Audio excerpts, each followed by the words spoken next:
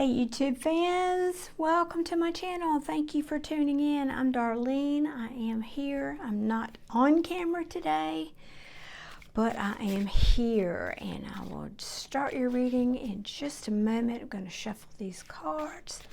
And I apologize, I'm still have residual coughing and so forth from COVID, and sounds like I'm struggle to lose my voice sometimes, so if I do cough, etc., I apologize.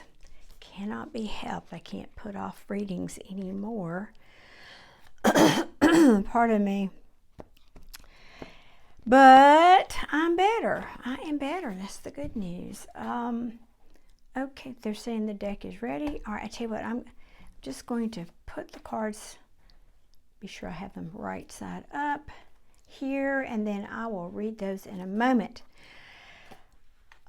Okay, we will get started here. Be sure that's on camera. I know I changed my camera setup again.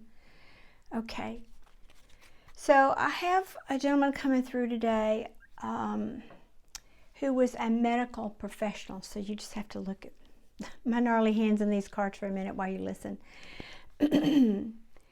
I see him sitting like on a stool or chair and kind of leaning back, and he's got medical scrubs on. And I feel like he was some kind of a surgeon, but I don't know what kind of surgeon. And he's coming through to give a message to his daughter. Apparently,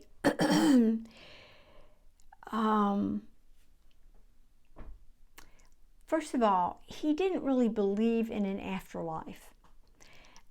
I won't go so far as to say that he didn't believe in God, but if he did, he didn't believe that there was life after death, or that there was like reincarnation or anything like that. He certainly did not. I just think that the bottom line, he didn't believe in life after death. He thought, you get one life, that's it. You live it, you die, you move on, that's it. And he has such a strong message he wants to convey to his daughter, because apparently the dad and the daughter, who's this reading is for, I don't know that they argued about it. That's very strong. But she believed, you the viewer, the daughter, you believed otherwise. You just had an inner knowing. I think you're more of an old soul than your dad was, to be perfectly honest. And you really knew, you had this inner knowing that there is life after death. And you were interested in those subjects, and maybe more esoteric subjects, and it was an interest for you that you would have liked to have pursued, but he did not want you to go down that route, mainly because he didn't believe it himself. Pardon me. And so it was a bit of a bone of contention between the two of you. And so he's coming through today to tell you loudly and clearly, I mean like a bullhorn or whatever that thing is called, that there is most definitely an afterlife. And he feels so badly because he apparently was so adamant about it in his life. I get the feeling that he put off more than one person over this subject in his life. But he was a nice man. He just didn't believe that there was an afterlife. And there was something that you wanted to do as a career path or as a big interest that had to do with that. I don't know if it was an occult thing, or if you wanted to open a shop, or wanted to do, I don't know what, tarot readings, or I have no idea. But whatever it was, he strongly disapproved, because again, he didn't believe in that stuff. He didn't think he thought it was a bunch of hocus pocus, I guess. He was obviously much more based on science, because that, him being a medical professional, he would have been. And so he didn't approve of it, and you buckled down. You went, you got an education, you went to school, you got a good job. It feels to me like this is fairly recent. And in other words, you didn't take the path of your heart. You took the path that your dad wanted you to take. And he's coming in to tell you, he's saying that wasn't a mistake. because he did have your best interest at heart. He wanted you to be able to make a good living, and I think you're doing that. I think you're taking care of yourself. But he is saying, but what I didn't know then was how important it was to feed our hearts. And he keeps coming back to saying, he just says, Adam, there most certainly is an afterlife. And it's interesting because I get the feeling that, pardon me, his passing was not that long ago. Typically, souls they need a time to transition when they arrive on the other side. So they don't typically, or most of them don't turn around and come right back to try to communicate to someone, even within the first year. So I feel like this may be an exception to that. It doesn't feel very recent, but it feels like it was like the moment he crossed over, he needed it. He started trying to figure out a way to get a message to you that he was wrong and you were right. Pardon me, I'm so sorry. And so I don't, like I said, I think he's been gone from this world not that long. I want to say in less than a year, but you will know this is your story or not. So let me pull these cards over and see if there's any additional messages or if it's just more of the same. Turn this over. All right, y'all give me just a minute, please, to tune in here.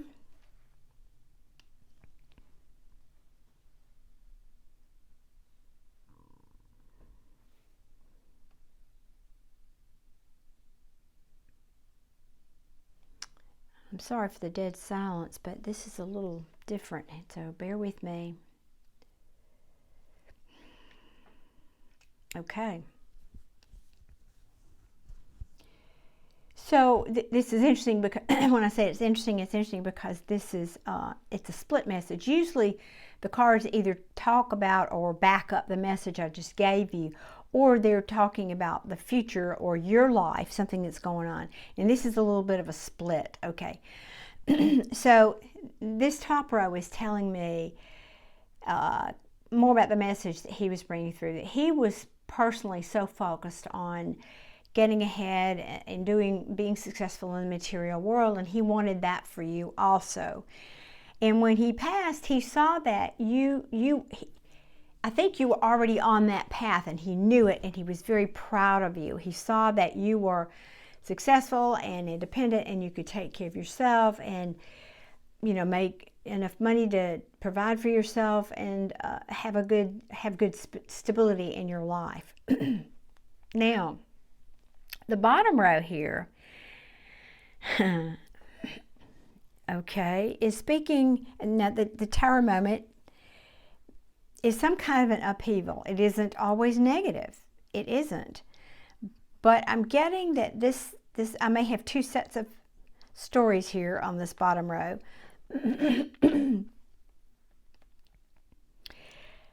You may be marching along in your career path and taking care of yourself and making good money, this and that, and then you find out that you're pregnant. And it may be somewhat of a surprise to you.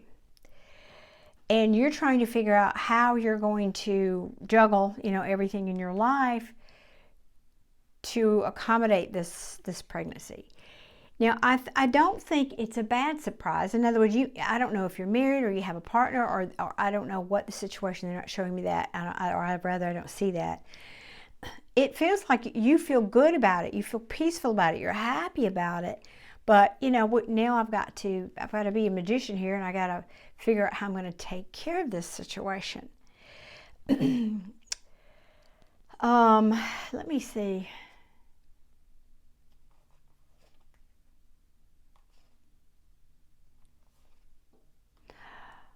I think I have a little bit. Well, I don't know if that's the same story. Again, I felt like I was reading for this bottom row was for two different sets of people here. He's telling me that, or the cards are telling me though, that if that's the case, if that's your story, because that it's okay if you stay single, if you choose, if you are alone, or maybe there's a situation where you're not sure if maybe you have a partner in your life, but you're not sure that you want to go forward with that partner in this pregnancy. Again, I don't know what your situation is, but the cards are saying, but it's okay to be independent and single. This is the card of the single, free, independent. I don't need anybody to take care of myself. I can take care of my own self.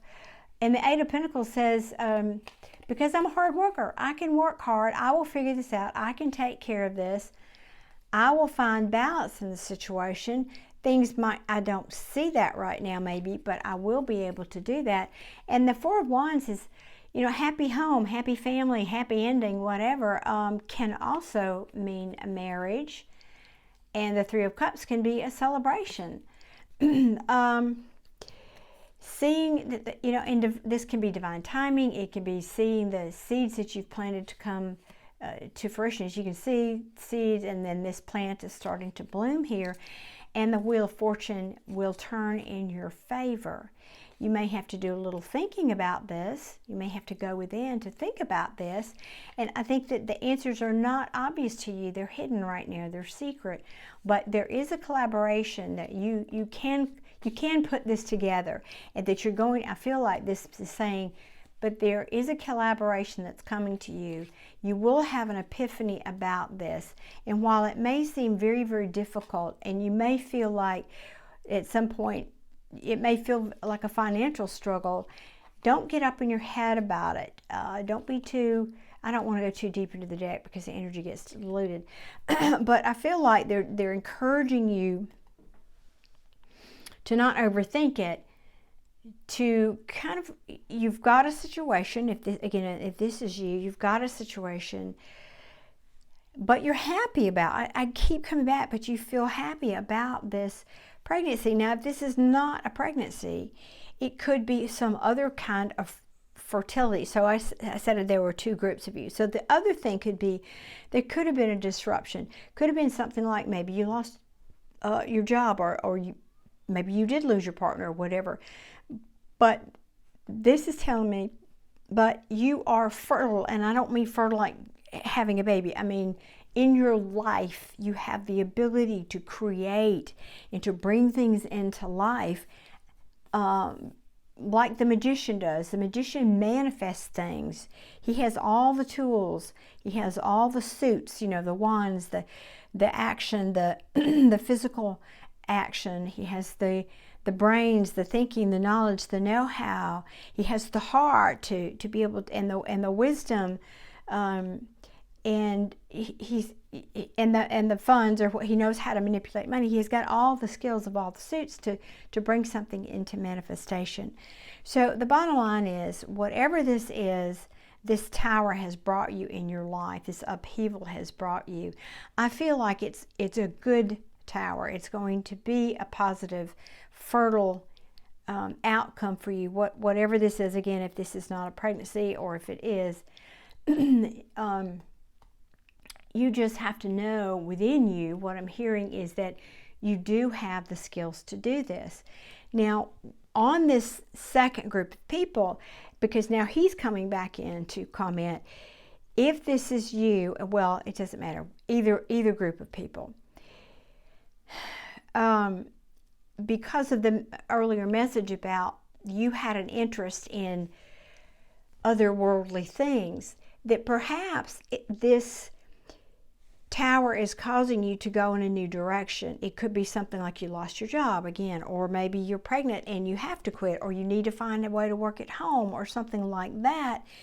That this tower is going, this decision might be the very catalyst that reunites you with that interest that you had in otherworldly things, and you can follow your heart, and that it will be very successful if you, again, don't get in your head, but apparently you know about how to manifest things. That's the underlying message here, or at least you did once. And they're telling me to go back and research that again, that you may not have used that skill consciously, but you have that ability, and that may be what this is all about, is awakening that ability in you so that you can have the life you desire. But you can have it doing the thing that you love, which you've loved a long time ago, and then chose another path.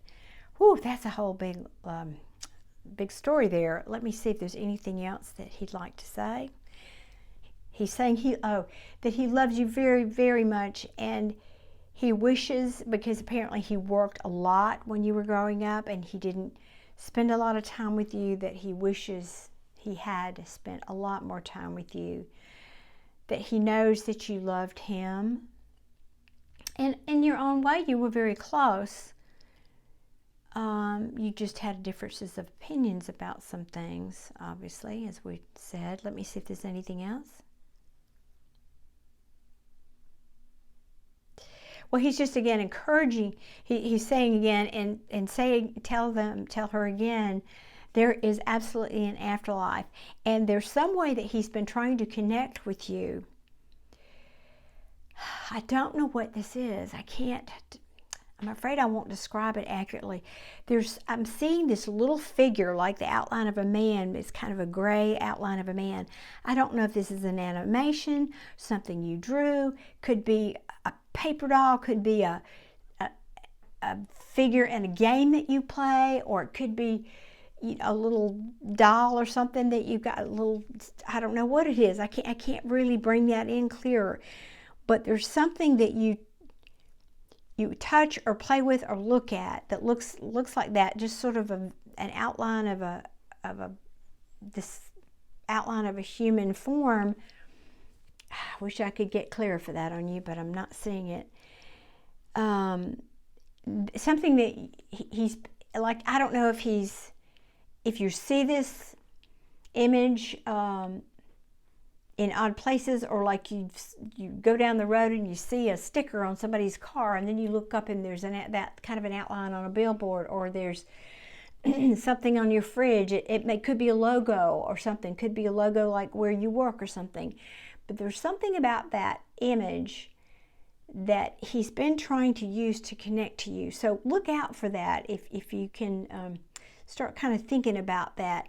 Because he says, when you see that, think of me. It could be like an image that was associated with his profession when he worked at the hospital. Like, I think a children's hospital maybe have something like that. It's just the outline of a form or a body, or maybe even a child. But he's trying to say that he's been kind of poking at you or nudging you, or, hey, I'm here. Do you see this image? This is me. So if you see that, or be on the lookout for that image, that's him trying to say hello to you and acknowledge that you were right. There is an afterlife.